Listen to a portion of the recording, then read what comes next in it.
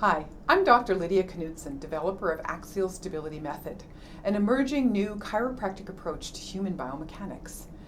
Before watching this video, please see the Sacroiliac Foundation Part 1. In ASM Principles Explained Part 3, I talked about the pelvis as our center of gravity, our center of motion, our center of shock absorption, and as the center of power transfer between the upper body and the lower body. So, when the sacroiliac joints get injured and are in a state of balanced instability, with one side hovering in a state of constant nutation, that's the compensatory side, and the original injury side hovering in a state of counternutation because the nutators have been inhibited, the ripple effects of the breakdown in this shock absorption system can manifest anywhere out the kinetic chain. Where the problem bubbles up is dependent upon the individual patient's compensatory muscle patterns.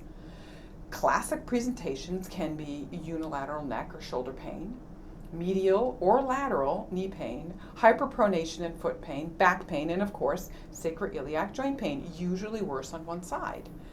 Because of the expansive downstream effects of this fundamental injury, in ASM we always treat this before moving on to a more focused treatment.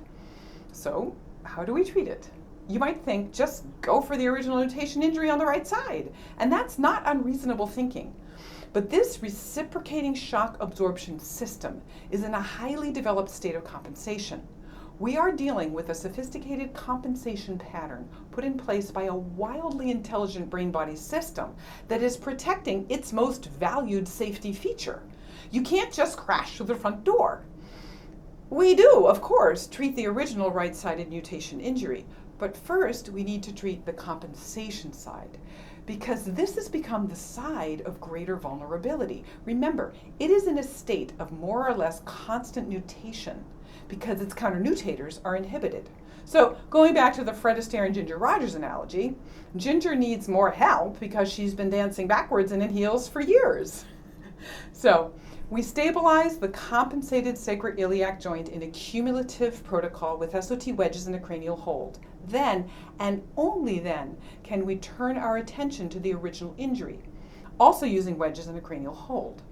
This protocol, aimed at healing both the compensatory injury and the original nutation injury, sets the stage for a whole host of complaints to simply melt away. See ASM Protocols 3 for how we deal with the muscle system and the ligamentomuscular reflex.